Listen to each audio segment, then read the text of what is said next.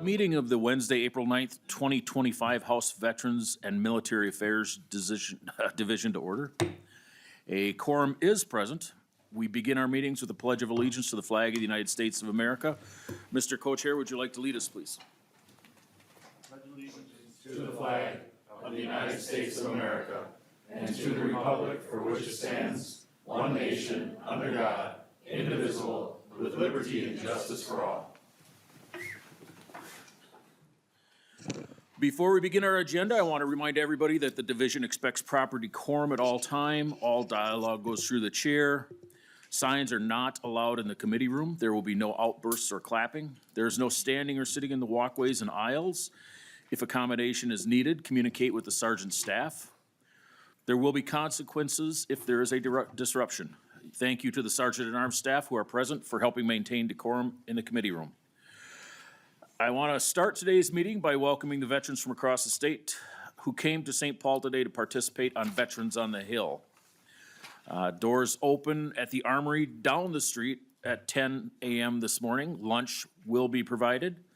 There's a presentation at noon, followed by a march from the Armory to the state capitol. And if you have never witnessed it, it's quite a scene. The day culminates with the rally at the Capitol Rotunda at 1:30. There are flyers and members' packets reminding you of the day today. And they're available for the public who came today as well. And Representative Feist, have you had a chance to review the minutes? That is not why I called on you. It is, but. I'm so sorry. I'm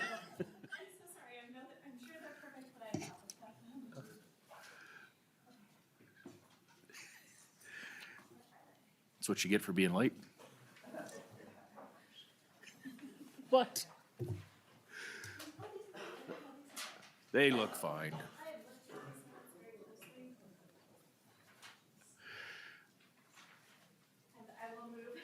Love the minutes. Standing.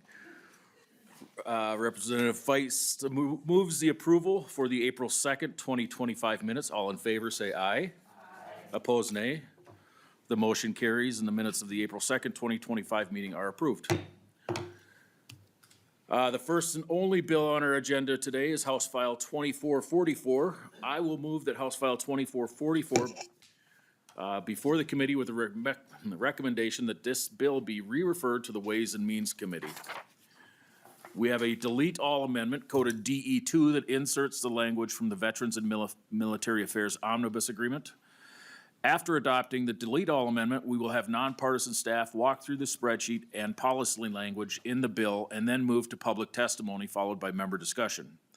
Testimony and discussion today will be on the delete all amendment, not on the language of the bill as introduced. Co-Chair Zhang, would you like to move the D2 amendment to the bill? I move the DE2 amendment to the bill, Mr. Chair. We also have a couple amendments to the DE2. The A2 amendment was an omission. Nonpartisan staff caught on the average cost care calculation for the 3 new veterans homes. I will move the A2 amendment to the DE2 amendment.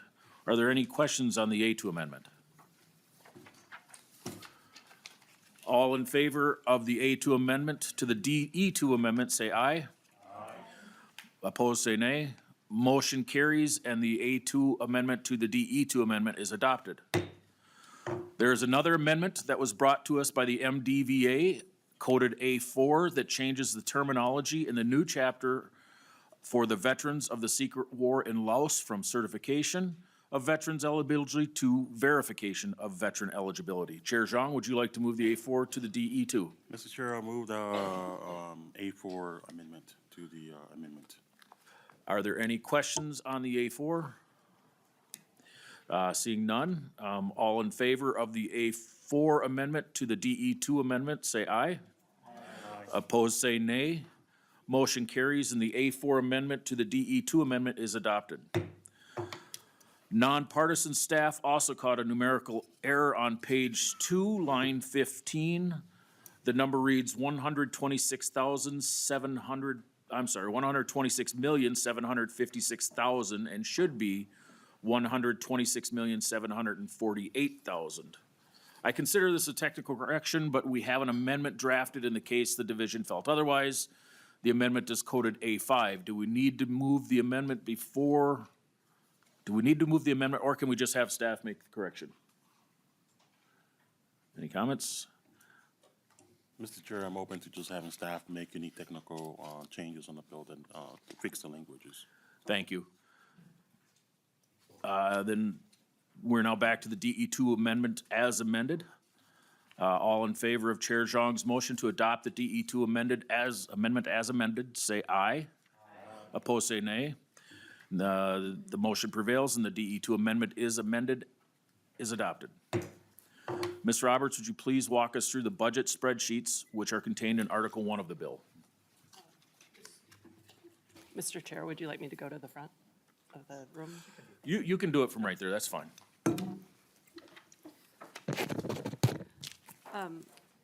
Can you hear me okay? Okay. Mr. Chair, members, you have two spreadsheets in your packet. One is labeled change items only. This is in the upper left-hand corner, and the other one is labeled detail. I am going to walk through the change items only spreadsheet. However, if members have any questions on the detail spreadsheet, please let me know. This is the detail spreadsheet is where you'll see the total appropriations for both of the agencies in this committee.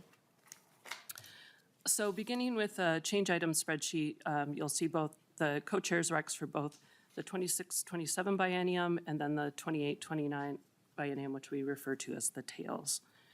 And the first agency is the Department of Military Affairs.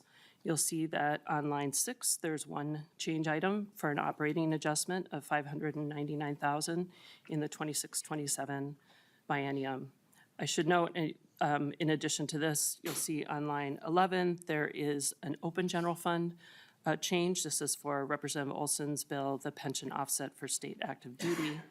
And then just referring to the detailed spreadsheet, the totals for military affairs, the general fund total is $57.85 million for the 26-27 biennium.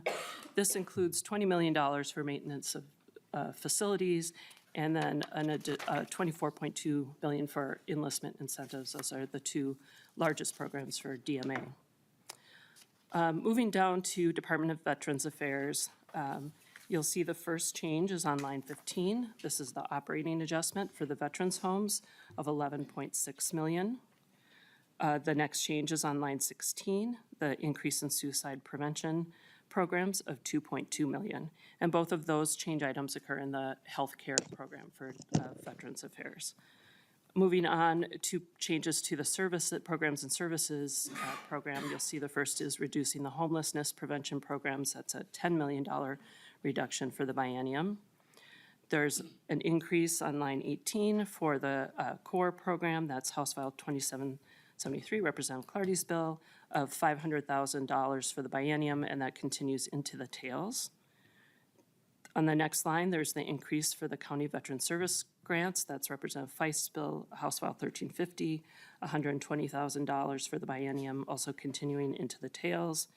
And then below that, the Metro Meals on Wheels, House File 3005, Representative Gottfried's, $500,000 for the biennium, and that also continues in the tails. The next 5 items are all one-time grants of $1,000. The first is for Hometown Heroes, House File 492, Representative Hill. The next is Camp Bliss, House File 532, Representative Bliss, bill for Camp Bliss. Veterans on the Lakes, House File 1504, Representative Scraba's bill, again, $1,000 one time. On line 24, $1,000 for the Veteran Mentorship for Black Youth, House File 1511, that's Representative Clardy's bill. And then finally, House File 1997, Representative Warwas's bill for fishing with vets, again, $1,000 one time. Then finishing up with Veterans Affairs, you'll see on line 26, there's an elimination of the direct grants that were in the base, and that's a $700,000 reduction. And then finally, a one-time appropriation of $118,000 for Representative Chaw's bill, House File 1845 for the Veterans of Secret Guerrilla Units Task Force. The last change for Veterans Affairs is on line 30. This is $8,000 a year, and this is for the education benefits for remarried spouses. Representative Bliss's bill, House File 2410, and this is an open general fund appropriation. You'll see the changes at the bottom on line, beginning on line 33. The direct general fund appropriations are an increase of $4.98 million. There's a $20,000 increase for two items related to the open general fund, so that brings us to the $5 million increase, which was the target for this committee. I should also note, before I neglected to note the totals for Department of Veterans Affairs. The total for Veterans Affairs is $261.9 million from the general fund. That includes $60.3 million for programs and services and $201.5 million for the healthcare and veterans homes.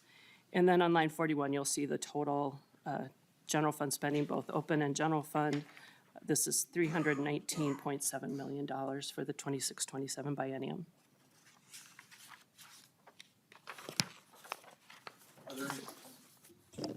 Sorry, are there any questions for Mrs. Roberts? Well, that's nice. Mr. Diebel, please walk us through the delete all amendment policy language. Mr. Chair and members, I'll begin on page 10 of the DE2 amendment. Section 1 comes from Representative Ray Rauer's House File 1662, which grants access to the Veterans Affairs Agency to the Maxis database. Sections 2 through 4 come from Representative Olson's House File 2338, and this relates to the state active duty pension offset. Moving to the top of page 11 of the DE2, this is also a Representative Olson bill, House File 1443, and this increases the bonding limit for the State Armory Building Commission. Moving to the bottom of page 13, this is the second section of Representative Ray Rauer's House File 1622 related to MDV's access to the Maxis database. On page 14, sections 7 through 8 are Chair Bliss's House File 1445, which contains changes to conform with the federal law on burial rights for veterans. Section 9 at the bottom of page 14 is the first section of Representative Cha's bill to recognize veterans of the secret war in Laos, and this would create a new category of veteran called Veteran of the Secret War in Laos, and grant certain veteran benefits immediately to those Hmong veterans who were naturalized under the federal legislation in 2000, and grant delayed access to those benefits while a structure is developed to determine those who would be otherwise eligible, who are currently residents of Minnesota and fought in the secret war in Laos as part of a secret guerrilla unit or other irregular forces. Moving to page 15, sections 10 and 11 are from Chair Bliss's bill to allow surviving spouses to remain eligible for education benefits, even if they remarry.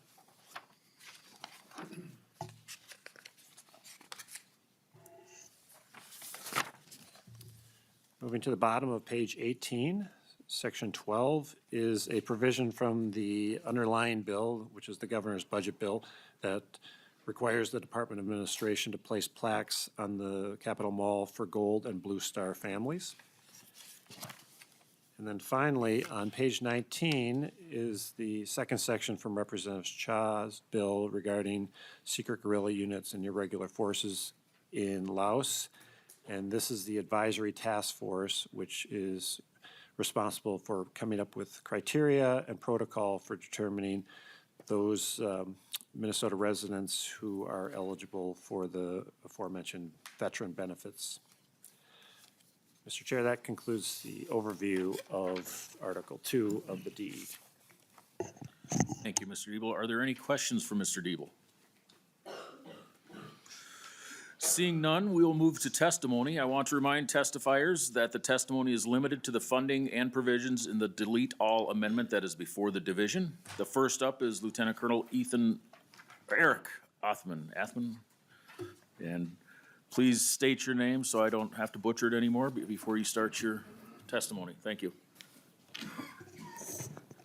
Thank you, Mr. Chair. For the record, my name is Lieutenant Colonel Eric Athman, Operations Director for the Minnesota Department of Military Affairs. I did provide an agency letter that was published, so it'll just be a quick summary of that letter. So we're extremely grateful for the operating increase and the increase to the bonding authority in the Minnesota State Armory Building Commission. That really does set us and posture us up for long-term growth with our facilities and to allow the agency to continue to move forward. Just to highlight a few things that were in the original governor's bill, but were not in the delete all amendment, shown as subtractions. It was the increase to the incentives appropriation. So we'd asked for $8 million across the biennium. That was reduced to zero in the delete everything amendment. I just wanted to highlight the incentives testimony in this committee. Incentives are the thing that really help us have a competitive edge to keep our units filled with soldiers. And incentives specifically fund most soldiers to go back and get higher education within the college systems within the state of Minnesota. So that is vitally important to us to continue to be able to recruit and to out-recruit the Army Reserve or the Air Force Reserve or the active component, looking at Representative Olson, as I say, the Army Reserve. And then two other things that were not included was the increase to the cyber coordination cell and the holistic health and fitness. While both of these programs are vitally important to what we do in the Minnesota Army National Guard, they pale in comparison to our incentives asked. So we just ask that the committee stay open to continuing to work with us as the bill moves forward over to Ways and Means and then to the floor. We look forward to continuing to collaborate if there are any mechanisms to add any additional funds for the Department of Military Affairs. Thank you, Lieutenant Colonel Athman. Is there any questions for this? Okay. The next on the list is Commissioner Brad Lindsay from the Minnesota Department of Veterans Affairs. Please come to the table. State your name before your testimony.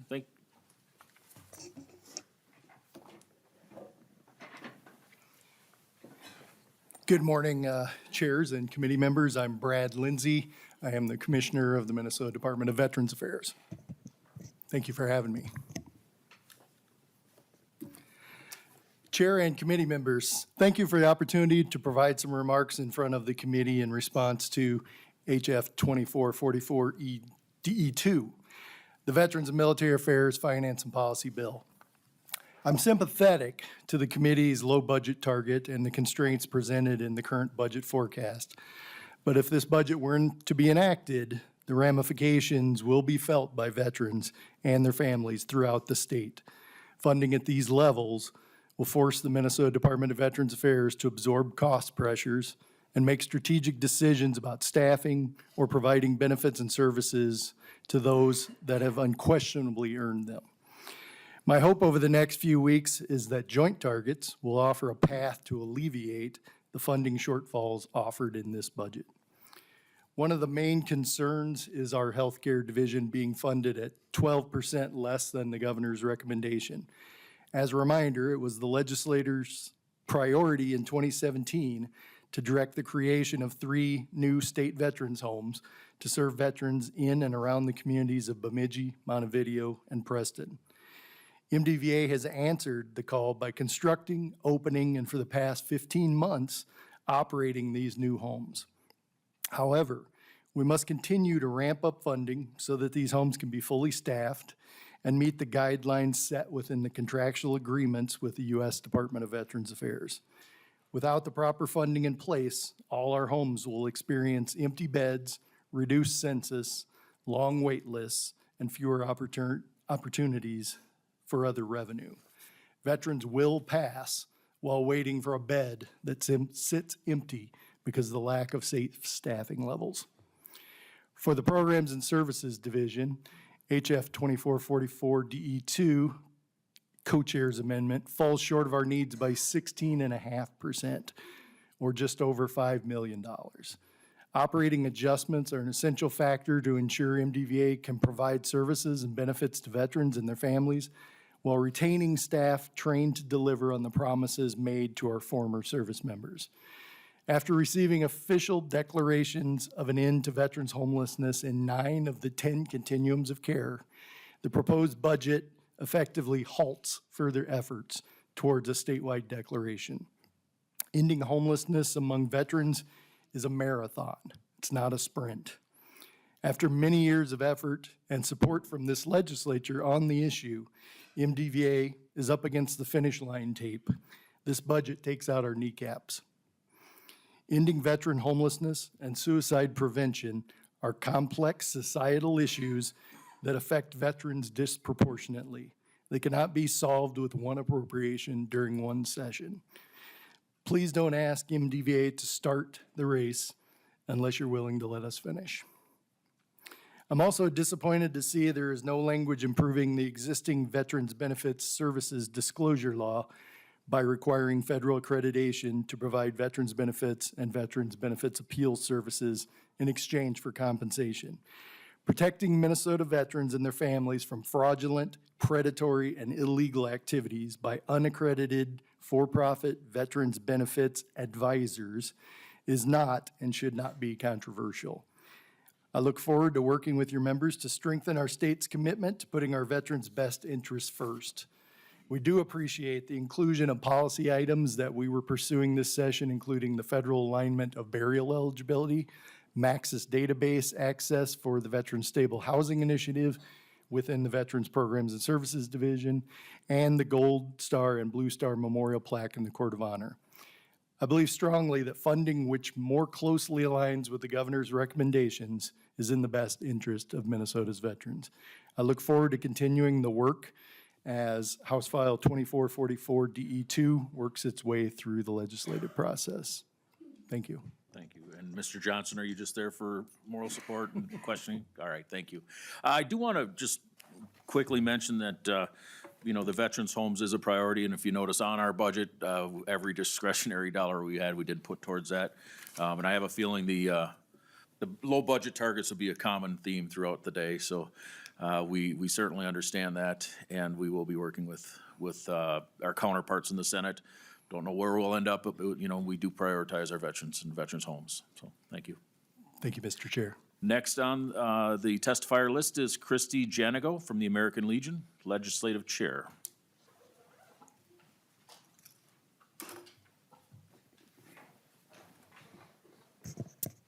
Mr. Chair, greetings, Chair and members. My name is Dr. Janigo. I'm the American Legion Department of Minnesota Legislative Chair and the Minnesota Association of County Veterans Service Officers Legislative Chair.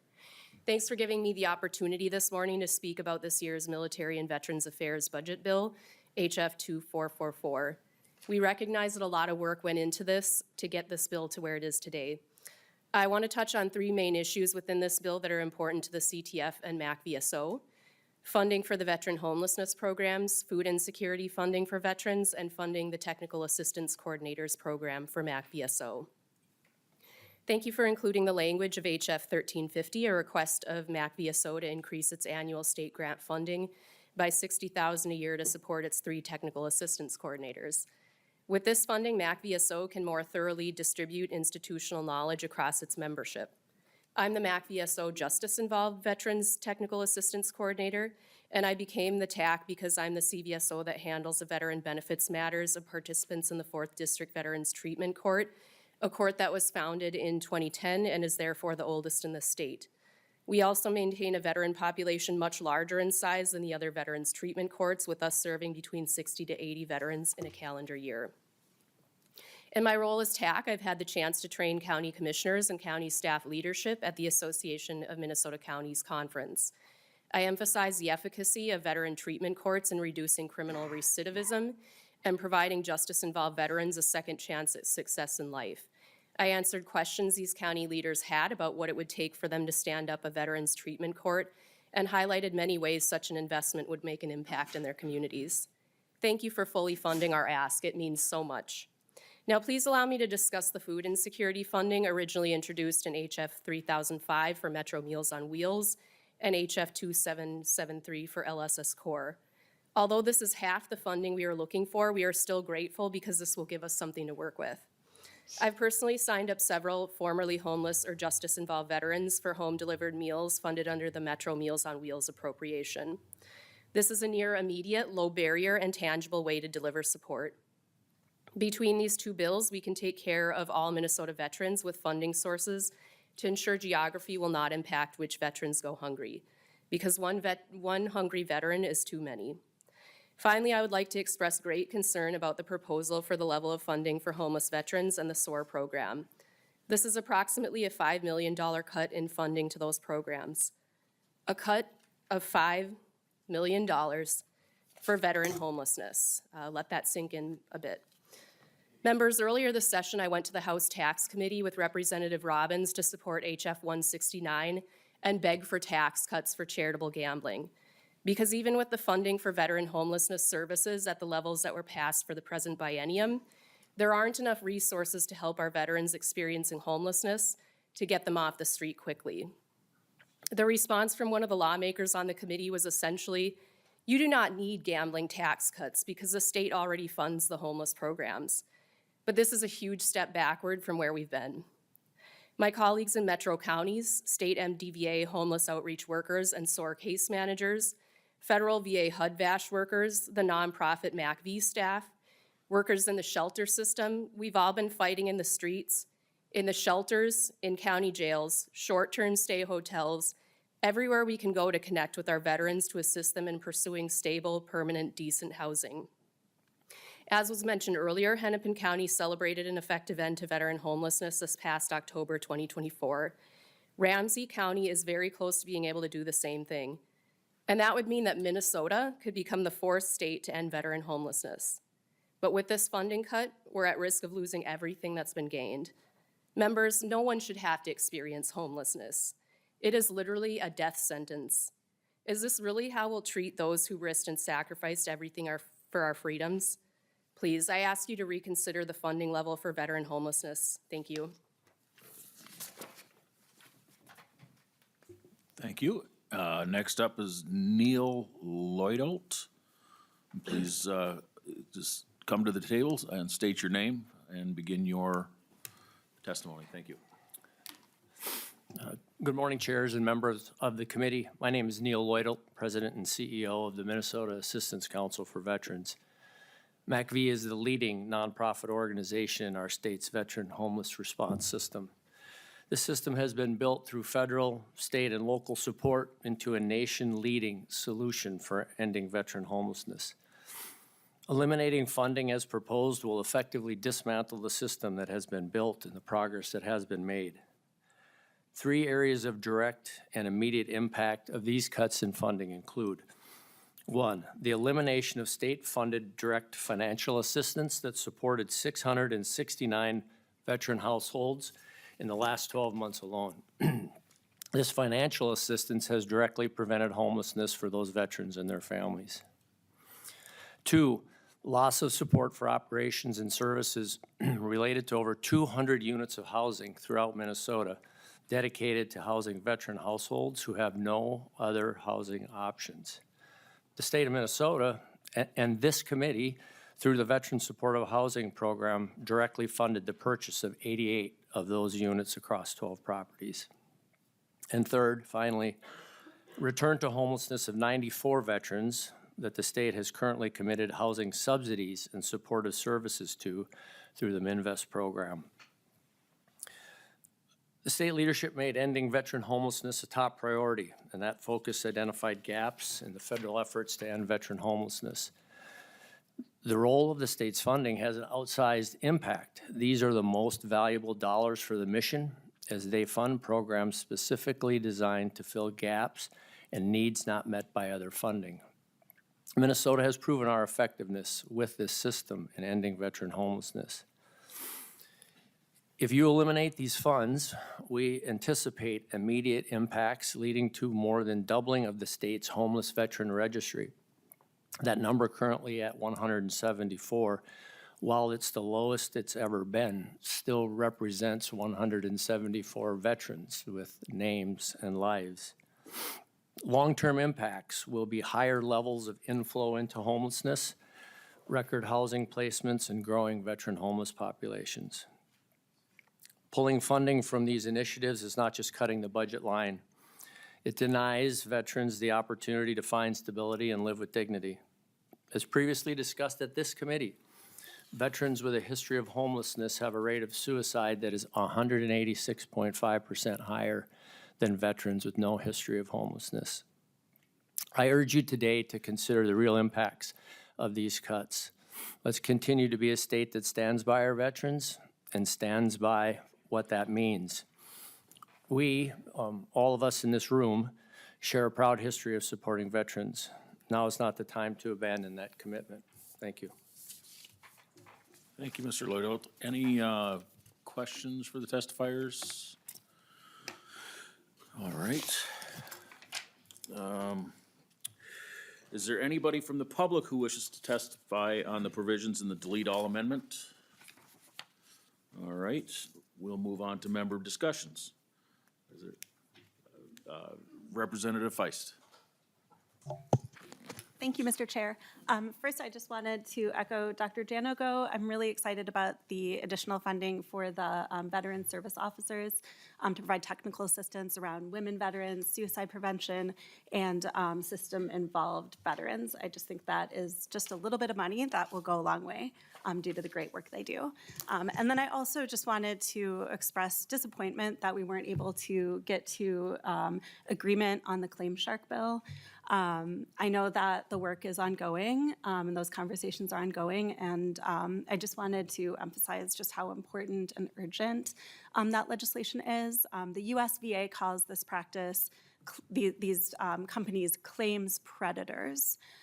The U.S. Inspector General for the VA, the veteran service organizations like the VFW and the DAV, the Attorney General's Office and the MDVA have all warned that this practice is really like rapidly growing and that we do need to do something about it this year. The the VA accreditation process is at the heart of this effort. It's a provision that will really separate out the companies that are doing this as a service, that are charging reasonable fees and have reasonable ethical structures of how they charge. You know, ideally, this is a service that veterans shouldn't have to pay for, but to the extent that there are companies out there that are profiting, we want to make sure that they're doing it in a way that serves veterans and doesn't take money that they need to live and that they have earned. And so I'm really looking forward to figuring out, or seeing others who are working on it, figuring out that accreditation piece, which is really at the heart of that legislation. And I know that a lot of work has already been done and a lot of accommodations have already been made. My understanding is that there's been just a lot of bipartisan input on the Senate side and in those discussions, and also that all of those concerns that the attorneys had raised have been fully addressed. So I think we're close. And I just want to express my appreciation for those ongoing conversations. I think this is really, really important that we get it done this year. And I look forward to hopefully getting to vote for that legislation when it comes back from conference. Thank you. Thank you. And then Representative Olson. Thank you, Mr. Chair. I'd like to talk about some of the things I'm really excited about within this bill. Now, we were looking at some significant cuts to what we would like. I think that everyone in this room would agree that we would fight tooth and nail to achieve any sort of excess funding for our veterans. And so looking at our budget like it is and seeing some of the other committees with significant cuts to their budgets, seeing a slight $5 million increase is better than nothing, but it's still woefully short of where we should be. I appreciate the fact that we're doing something to exceed the suicide prevention funding that we've had previously. I think $550,000 a year is woefully short when we're losing one Minnesota veteran every 3 days to suicide. That's way too much, 22 a day in the United States. And this number stayed the same for more than a dozen years. So I'm really pleased that we're doing something with that. When we're talking about I'm really glad that we came up with an answer to our SGU recognition, allowing these men and individuals who fought for us in our name over in Vietnam and Laos. I'm excited that we came to some agreement on that language. Like to point out that that language, that bill has been circling around the state capitol for many years, and we took a lot of time, diligence, and effort in making sure that we did it the right way to honor the sacrifices of the individuals and everyone who had a part in the United States in all aspects of our involvement in Vietnam. And lastly, kind of tagging on that, this is a budget bill. We have a significant piece of policy in it. We have a couple other good ones. I'm excited that we're finally going to be doing some pension offset for our state active duty soldiers here in Minnesota. But the one thing that I'm a little bit disappointed in is the fact that the Claim Shark bill that we've been discussing, that was introduced about a month and 5 days ago. And that was the first time we'd seen language on this, and the concept that we're supposed to get it introduced on a Wednesday or on a Thursday, hear it on 6 days later on a Wednesday, and just accept that it's true and it's valid and it's absolutely correct and it's perfect and we should just make it happen because our veterans need it. I think that's maybe a little bit too ambitious for someone like me who is unwilling to slam the door on a situation, unwilling to upset an apple cart without actually doing the due diligence that is required of us here in this committee. Now, I've told you time and again in this committee that I remain absolutely on point with the concept that we need to do something. We need to shut the door on the bad actors. We need to protect our veterans, and I remain committed to that fact. But I will not do it if it will provide a 3 to 5 year gap in time where veterans are not served. And that's my fear. And once we get that figured out, we will have an answer to that bill. We will have one. So the question is, when will we have one, not if we will have one. And I think that giving us a month and 5 days to feel comfortable with the language, to adjust it and come to an agreement on it is maybe just a little bit too short in a place like this. So thank you, Mr. Chair. I'm excited about this bill and ready to vote for it. Representative Hill. Thank you, Chair Bliss. And members, I just wanted to take an opportunity to thank you for the work of this committee and the tenor and the tone of this committee. I really enjoy my work on this committee, this being my first session as a part, and share that I've been moved several times by the bills that were brought before us. I want to offer a message of thanks to our co-chairs, Bliss and Zhang, for their incredible dedication and their willingness to get this bill put together quickly, as well as our vice chairs. Thank you for the opportunity. Thank you. Representative Hemmingson Yeager. Thank you, Mr. Chair. I would just like to start off too just by my thanks and appreciation to everybody on this committee, people who have come and testified, and especially our staff for keeping up with our conversations and always being just, I guess, okay with some of the some of the conversations and just all of the hard work. So I really appreciate it. I do just want to hit on a couple provisions. The first one is the SGU veterans recognition. My district has a large Hmong population, so I'm very proud and very appreciative that we're able to finally get them and honor their names and honor their sacrifice and their service so that we can ensure they are not forgotten. So very glad to see that in there. And then the second provision I want to talk about is the accreditation piece. It reminded me a lot of a bill I worked on before he was floor leader, Representative Niska.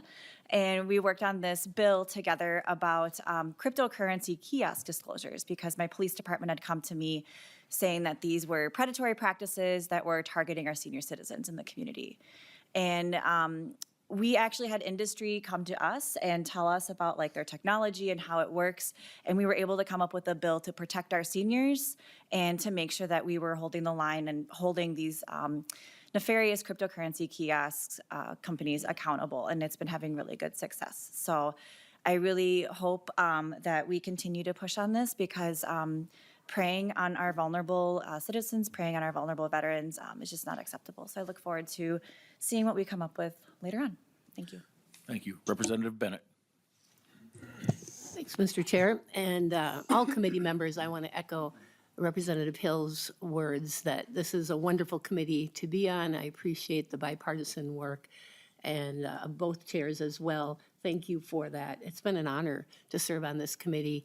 I did in the past as well, and it's really one of my favorite committees to be on. So appreciate that. And it's tough when there's not much of a budget target you have to make tough choices. I appreciate the extra funding that was put into veteran suicide.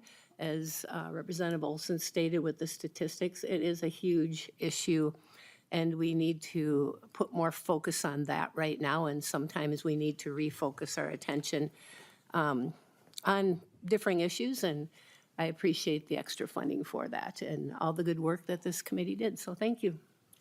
Thank you. Representative Duran. Thank you, Mr. Chair. I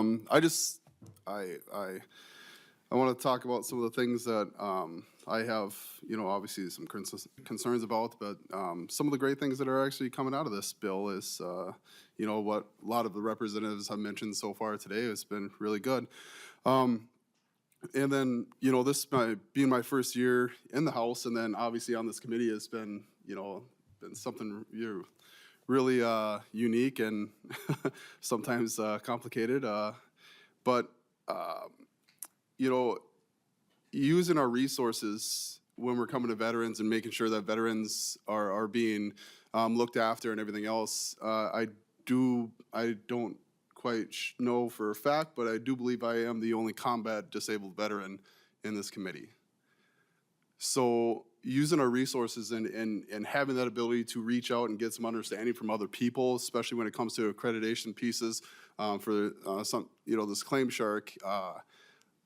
I've asked multiple vets. I've been around. I've discussed this, and I was really hoping that we'd be able to get something through to be able to get some real big push to this this issue, because I think Representative Olson and I and Chair Bliss we've talked many times about some of this stuff that are hammering down on the people who are actual predators on these people, but leaving options open and making sure that other veterans have a way of looking at things is quite important for me, and then also the veterans who I talk to as well.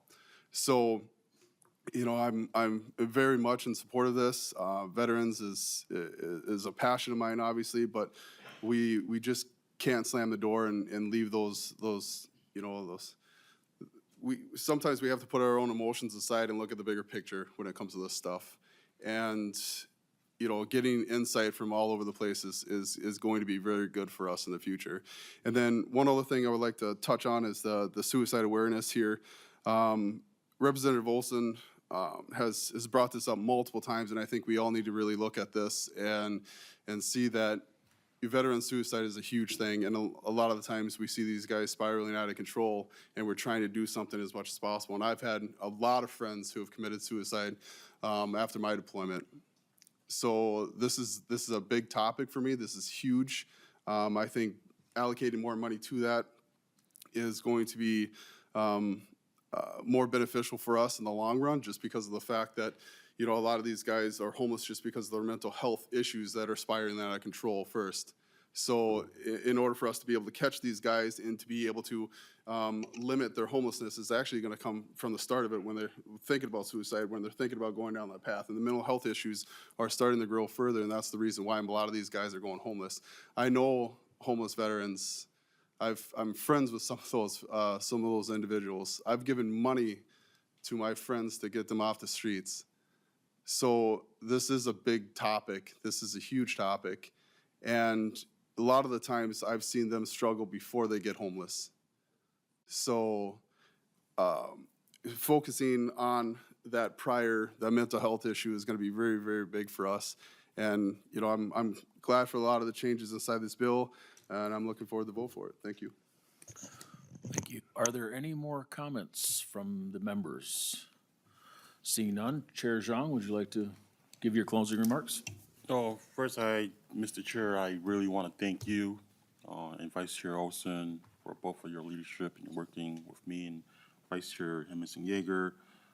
It has been an incredible few months here working with you to craft this bill, especially on the SGU bill. As we discussed over the weekend, I am a son of refugee immigrants from that war.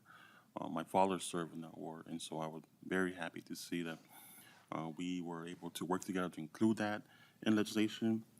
I also want to thank our staff, John and Matt, for both of your leadership too, getting us together and making sure that we're hitting our targets.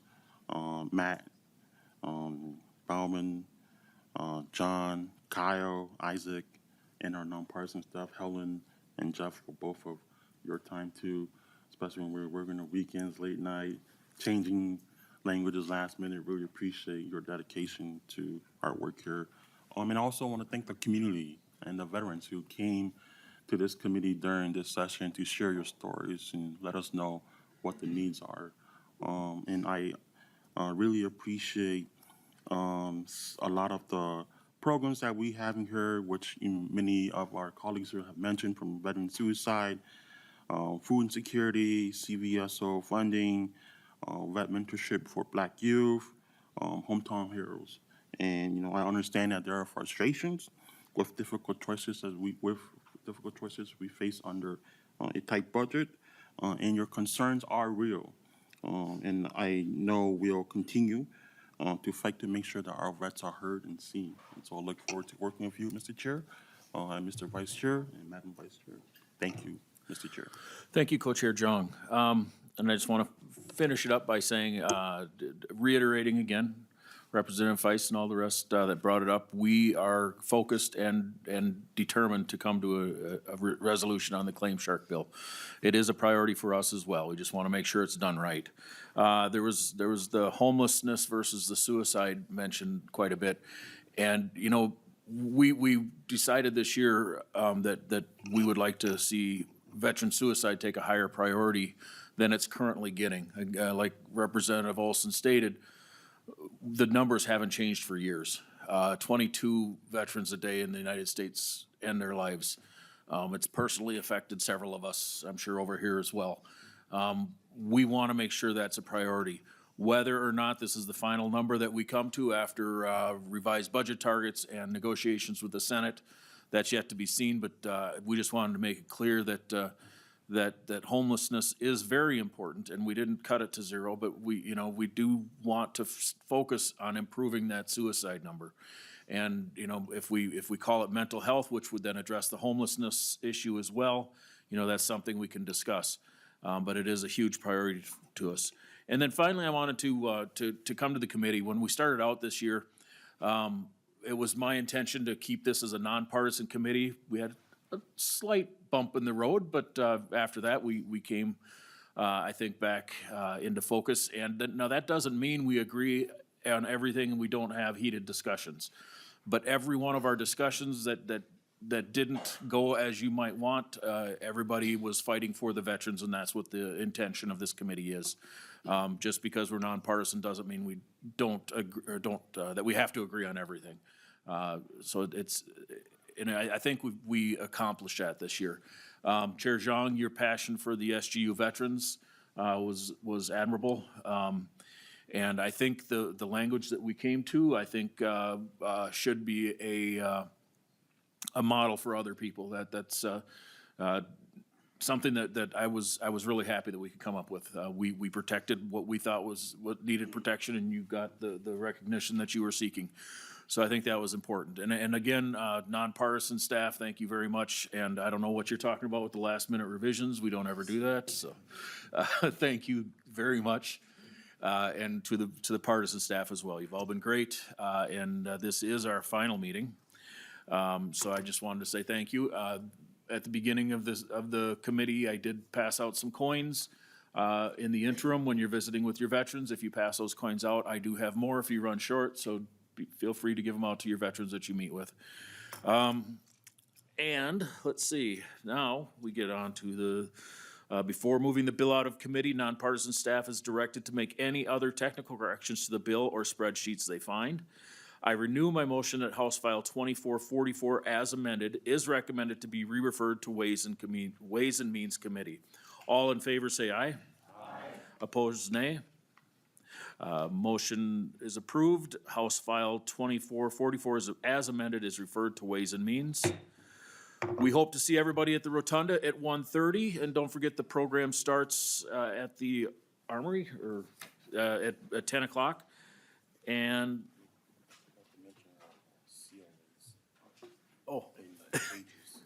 that's correct. Yeah, In our zeal to thank all staff, we forgot to mention our CLAs and pages, so Ally and Fonzie, there he is, or Bonzie.